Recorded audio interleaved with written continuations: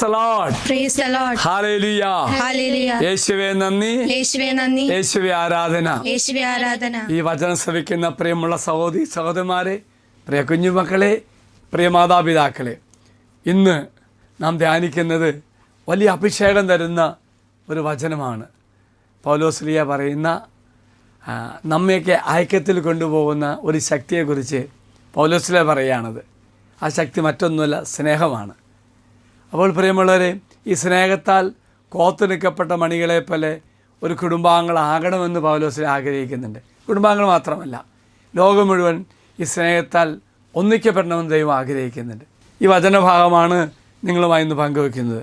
പൗലോസ്ലീഹ കൊളോസാർക്ക് എഴുതിയ ലേഖനം 3:14 സർവോപരി എല്ലാറ്റിനും കൂട്ടിയിണക്കി പരിപൂർണമായ ഐക്യത്തിൽ ബന്ധിക്കുന്ന സ്നേഹം പരിശീലിക്കുവിൻ. Praise the Lord. മനോഹര വചനമാണ്. ആ വചനം നമുക്ക് നേറ്റിൽ വായിക്കാം.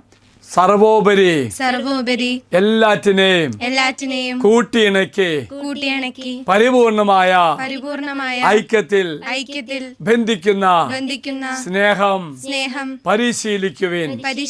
Praise the Lord. അപ്പോൾ പ്രിയമുള്ളവരെ, എല്ലാത്തിനെയും ഐക്യപ്പെടുത്തുന്ന, കുടുംബാംഗങ്ങളെ ഐക്യപ്പെടുത്തുന്ന, എവിടെയൊക്കെ നമ്മൾ ഒരുമിച്ച് കൂടുന്നു അവിടെയൊക്കെ കോത്തിണക്കി ഐക്യപ്പെടുത്തുന്ന ഒന്നാണ് സ്നേഹമെന്ന് പൗലോസ്ലീഹ പറയാണ്. എങ്കിൽ പ്രിയമുള്ളവർ, ഈ സ്നേഹത്തെക്കുറിച്ച്, ഈ വചനത്തെക്കുറിച്ച് വിശുദ്ധ ഗ്രിഗോറിയൻ നീസ പറയുന്ന വചനം ഇപ്രകാരമാണ്: സ്നേഹം ജീവിതത്തിൻ്റെ ബന്ധമാണ്, ദരിദ്രരുടെ അമ്മയും സമ്പന്നരുടെ ഗുരുവുമാണ്. അത് അനാഥരുടെ നേഴ്സ്, വൃദ്ധരുടെ പരിചാരകൻ, നിർദ്ധരുടെ നിധി, എല്ലാ ദുരിതബാധിതരുടെയും പൊതു തുറമുഖം. മനോഹര വചനമാണ്. അതായത് എല്ലാ തരത്തിലും ചേർത്ത് വയ്ക്കുന്ന, ശക്തിപ്പെടുത്തുന്ന ഒരു പവറാണ്, ഒരു ശക്തിയാണ്, ദൈവിക ഒരു അഭിഷേകത്തിൽ നയിക്കണമെന്നാണ് സ്നേഹമെന്ന് പറയാണ്. Praise the Lord. ഓർക്കുക, ഈ വാക്യം അർത്ഥമാക്കുന്നത് സ്നേഹമാണ് പ്രകടിപ്പിക്കാനുള്ള പ്രധാനപ്പെട്ട വഴി.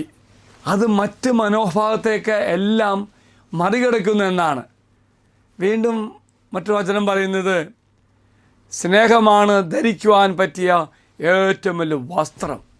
അതുകൊണ്ടാണ് പൗലോസ്ലീഹ പറയുന്ന കാര്യങ്ങളുണ്ട്: അനുകമ്പ, ദയ, വിനയം, സൗമ്യത, ക്ഷമ തുടങ്ങിയ ധരിക്കേണ്ട മറ്റ് ദൈവിക സ്വഭാവങ്ങളാണ്.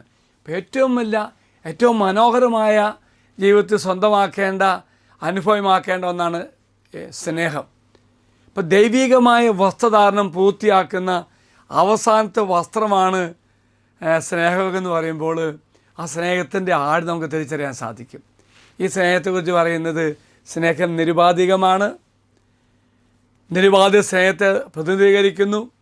സ്നേഹം സമാധാനത്തിൻ്റെ ബന്ധമാണ്, വിശ്വാസികൾക്കിടയിലുള്ള സമാധാനത്തിൻ്റെ ബന്ധമാണ്, തികഞ്ഞ ഐക്യത്തിൻ്റെയും സഹോദര സ്നേഹത്തിൻ്റെ അവസ്ഥ സൃഷ്ടിക്കുകയാണ്. വീണ്ടും പറയുന്നു, സമാധാനത്തിൻ്റെ ബന്ധമാണ് സ്നേഹം, തികഞ്ഞ ഐക്യത്തിൻ്റെയും സഹോദര സ്നേഹത്തിൻ്റെ അവസ്ഥ സൃഷ്ടിക്കുന്നു. ഇങ്ങനെ പറയുമ്പോൾ സ്നേഹത്തെക്കുറിച്ച് മനോഹരമായി പറയുകയാണ്. നിയമത്തിൻ്റെയും വിശുദ്ധരുടെയും പൂർണ്ണതയുള്ള ഒരു ബന്ധമാണ് സ്നേഹം. എങ്കിൽ പ്രിയമുള്ള സഹോദരി സഹോദരന്മാരെ, നമുക്ക് പ്രാർത്ഥിക്കാം. സ്നേഹമുള്ള പിതാവേ, അങ്ങയുടെ ദിവ്യ സ്നേഹം എൻ്റെ ഹൃദയത്തിലേക്കും ആത്മാവിലേക്കും പകരണമേ. ആ സ്നേഹമായി ഞാൻ സഹകരിക്കട്ടെ.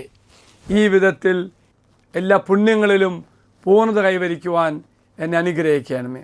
പ്രിയമുള്ള സഹോദര സഹോദരി, ഏറ്റവും മനോഹരമായി ധരിക്കുവാൻ പറ്റുന്ന വസ്ത്രമാണ് സ്നേഹമെങ്കിൽ ഈ മനോഹര വസ്ത്രം സ്നേഹം ഉൾക്കൊണ്ടുകൊണ്ട്, ധരിച്ചുകൊണ്ട്, ആ സ്നേഹത്തിൽ നിറഞ്ഞുകൊണ്ട് ജീവിക്കുവാൻ ദൈവം ഇന്ന് നമ്മെ സഹായിക്കട്ടെ. കുടുംബത്തിലാണെങ്കിലും, നാം ബന്ധപ്പെടുന്ന വ്യക്തികളാണെങ്കിലും, എവിടെയാണെങ്കിലും ഈ ദൈവം തരുന്ന സ്നേഹം എല്ലാത്തിനും ഉപരിയായി നമ്മിൽ കർത്താവ് നിക്ഷേപിച്ച സ്നേഹം നിറഞ്ഞു ജീവിക്കുവാൻ ദൈവം നമ്മെ എല്ലാവരും അനുഗ്രഹിക്കട്ടെ എന്ന് പ്രാർത്ഥിക്കുന്നു. ഒരു നല്ല ദിവസം എല്ലാവർക്കും അച്ഛൻ ആശംസിക്കുന്നു. ഈശ്വര ആശീർവാദം തരാം. നമ്മുടെ കർത്താവായ ഈശോ മിശിഹായുടെ കൃപയും പിതാവായ ദൈവത്തിൻ്റെ സ്നേഹവും പരിശുദ്ധാത്മാവിൻ്റെ സഹവാസവും നാം എല്ലാവരോടും കൂടെ ഉണ്ടായിരിക്കട്ടെ, ഇപ്പോഴും എപ്പോഴും എന്നേക്കും. ആമേൻ.